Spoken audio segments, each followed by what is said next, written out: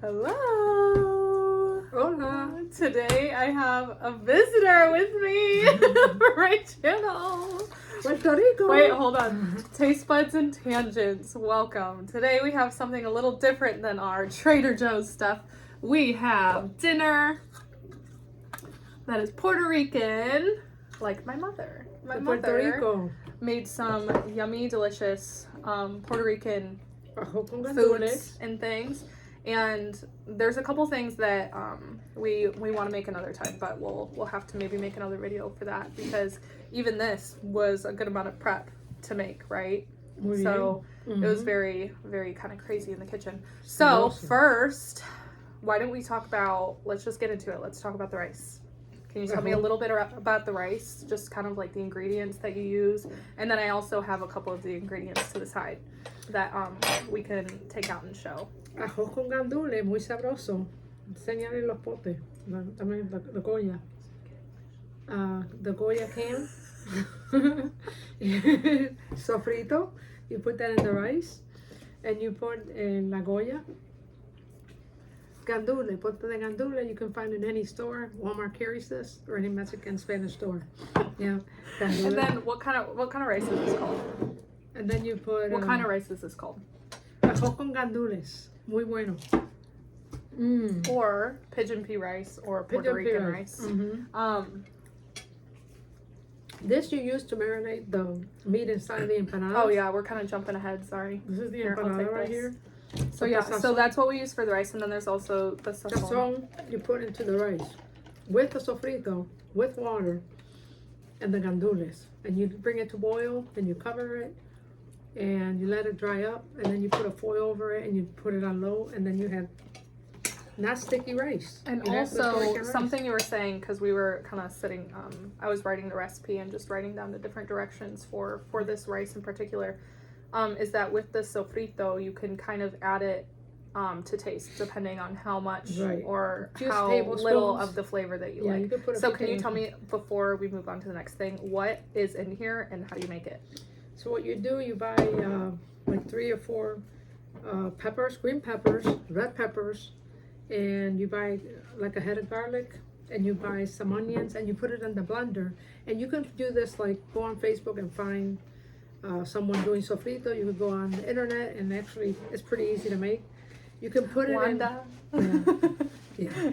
You can actually put it in ice trays and put it in the freezer, and it preserves better. And then you pull it out and you use them as you That's need them. something that I might try to do, because you can get like those like silicone ice trays that like make big ice, and then it's kind of easy to pop out, and then you can just use those pretty quickly. And it gives a lot of flavor to any food. You can use this for habichuela, habichuela, rice and beans. You can use it for anything, this sofrito. If you make chili, you can put it in it. If you make stew, you can put it in. Beet meat, you can put it in it. It just is the condiment. It marinates the food very good. Flavor. Puerto Ricans are into flavor. Not so much hot, spicy, but they also use that. But I'm more into flavor. Okay. Yeah. All right, moving on to our empanadas / pastelillos here. So why don't you just go ahead and tell us a little bit about like kind of how you make it and then what it's made up of. Actually, we have this. Well, pastelillo or empanadas, you find these in the Mexican store. You gotta go to a Spanish store. You won't find them anywhere else. Or you can look it up and make it from online. Go on, search it online and make them. For some reason, I like the orange ones more so. These are frozen, and then what you do, they come frozen in the store, and then you thaw them out. They're like a tortilla. You fill them up with meat, with cheese. You close them up, and you can just use a fork to the corners, and you cook it in oil, in high oil. Okay. I had too much storage in my phone, so hopefully the transition that I'm able to make with this video and the video on my phone, we're using Graham's phone, shout out to Graham, and all his storage that he has on his phone. We were talking about the empanadas or pastelillos, and how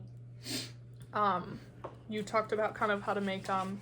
So what about the meat? So we had, you can also, well, I'm sure there's also different meats that you can put in it too. You can use chunky beef. You can use any kind of meat. You could put cheese, any kind of cheese. You can Well, we used ground beef, and ground then beef. But you can it was use like a chunky pound, beef. and then you added the You can use this. chicken. They also have empanadas of chicken. Yeah. So you marinate the meat with adobo and with sazon. And this. Yeah. These packets, and they kind of, I can show you, they come in these packets. And you can find these at They kind of rip Walmart. off. Walmart has them. Yeah, Walmart has them. Even sometimes the dollar store sells them too. And yeah, and then you just put them together.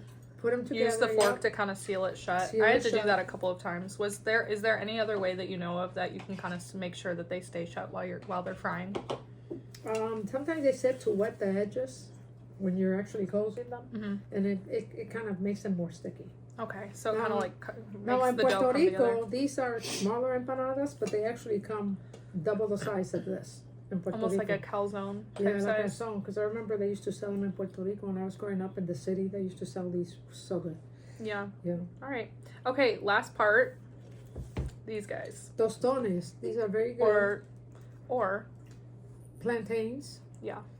You can use bananas, but they have to be green. And you slice them. Rebecca sliced these. You can slice them any way. I like when they're I like when they're relatively thin, so it's more like a chip. Like But a also you potato can chip. do them like this one's like a little thicker. I also don't mind when it's like that, but What you do, you just cook them in oil, canola oil. Then you drain them, and you can put them in a paper bag. Put salt in it and shake it, and just eat them it's like an appetizer. Yeah. And you can do them sweet also. If you don't want to do plantains, you can also do sweet plantains, but they're sweet. You could do bananas that are also sweet, but it'll be sweet. They won't be salty. Yeah. And put salt on them to taste. And these are real popular in Puerto Rico. You Yeah. cut them in different forms. Doesn't have to be the shape, whichever way you want. Okay. They actually have them already made in the store. That you can buy them already made, but I like them fresh. Yeah. Yeah. No, they were the ones that you bought were a pretty good size. Yeah. Okay. I think that's it. We'll finish dinner here. We have Viva Puerto Rico! Wait, did I show this? Puerto Rico. I think I showed it. This is where I'm from, Puerto Rico. Where did Isla you del get Encanto. This is this was my mom's, and we grew up. This is the map of Puerto Rico right here, and we went to San Juan, and I live in Barrio Nuevo, and in Bayamón. That's where I used to live, and I used to play actually this el güiro and the maracas. I have maracas, and I used to play el güiro. And coqui is what you hear at night. They call it coqui. This is the frog. You hear tons of frogs at night. Coqui, coqui. In the middle of the night. That's real popular. Puerto Rico is coqui. Puerto El del Encanto. Yeah. Yeah. Beautiful island. Go and visit the Spanish Fort. San Juan. Yeah.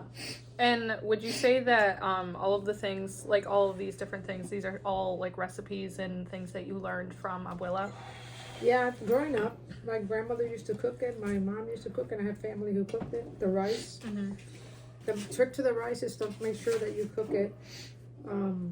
Make sure that it dries up when you're boiling it, because if you don't, it's soggy and sticky, and you don't want sticky rice. Yeah. The pastelillo, high heat. You cook the empanadas at high heat, and then turn them right away, and they're fine. And then they will cook all same as the plantains. Yeah. Everything is high heat, but you have to be on top of it. Yeah. It was definitely like especially with cooking with oil, you gotta make sure Yeah, that you gotta make sure you're keeping an eye on it, that it Yeah, 'cause doesn't, that it cooks evenly, and it also the oil's not burning. Correct. Yeah. Okay. All right. I think that's about it. I think Okay. next time maybe we'll try another Puerto Rican dinner type meal to where we're making something different. There's a couple other things. What were the? Habichuela. So that's the Habichuela rice and beans. con- So you con make white habichuela. rice with some Ba- beans that have yeah. like the sofrito in it. Sofrito y And then- bacalaitos. Bacalaitos. Can you tell me what those are? It's just like similar to this, but it's like a batter. It comes already pre-mixed, or you can make your own, but you gotta buy cod, because my mom used to make it out of fresh. And when you do it, you put flour, a little bit of cod, you put adobo Mhm. in it. Just stir it like a pancake mix, and you get the oil, canola oil, really hot, and you put it in there. It's like little flat pancakes, and they're so good. Yeah, And those they are are really called tasty. bacalaitos. And we'll have to think of something else maybe that we can add to it. Maybe you could, we could make Well, some meat. a big thing. Protein. There's a lot of dishes that we make, but a lot of it like a capuria, pasteles, But the bacalaitos are a good thing with white rice. So next time, make white rice. Yeah. It goes Are there really any well. like I mean we could pork. Or pork. Like we're big time on pork, like pork roast. That we used to cook that growing up every year around Christmas. It was a big thing to cook pork roast. And we would marinate it with garlic and adobo, put it in the oven, and we also like the skin. So that's a big tradition in Puerto Rico. A big thing. If you go over there, you see the pigs turning and they're cooking them, and that's real popular in Puerto Rico. Ajo con habichuela, pigeon pea rice, ajo blanco, y pernil. Pernil is called pork. That's what we call in Puerto Rico, pernil. Yeah. It's very good. All right. Yeah. Before we go, can you tell us one story from growing up in Puerto Rico? One story. I put you on the spot. I didn't warn her about this. Well, I do remember when they used to slaughter the pigs. I don't want to know if you want to hear that part. No, tell us. Yeah, when they would actually take the pig and turn it up, hang it on in the barn, and they would just slice the neck of it and let everything drip off of it, the blood. And also they used to use the intestines, and they would make chorizo. You heard of chorizo, right? They would stuff the intestines with blood, and that's like a sausage that Puerto Ricans eat also. But I saw a lot of things growing up, how they used to kill the chickens. They would bring the neck. And then you had a pet rooster. Oh, and that was a sad R.I.P. moment. Somebody did take my pet rooster, and Was sad. I said bye-bye to it when we Yeah. were at church at that time when we came back. Not a good time. But yeah. But there's a lot of memories. I used to walk to school all the time. There was no vehicle, so we walked to school miles to get to school. It was hot, so we were up early. No clocks. You hear the rooster sounding, and that was the time to get up to go to school or go anywhere. I remember just walking to school, and I remember my aunt having like a little place where she was selling like oranges, and they were selling them maybe for, I don't know, a nickel. So when I got out of school, my aunt, I remember school was here, we stopped by her house, and she had this like selling maybe 5 cents oranges. Just the memories growing up. And one of the things that I remember living with my abuela, my grandmother, she would always make sure that she had crackers, and Cheese Whiz was one of my favorites. Cheese Whiz. Cheese Whiz, but it was this. The they don't spray even make cheese? it. No, it's not the same one. It comes in a jar. Oh, a different one. Yeah, and she would buy me these galleta por soda, which that's another thing that I can show Rebecca. What is that? It's like crackers, but they're real big, and then And you make them? No, you buy them at the store. Oh, the okay. Spanish store. Yeah, we And have then- I mean, it's like a Spanish store, Right in the area. like It's a few across the stores in street. area. So what'd you guys see last Yeah. night? And so, yeah.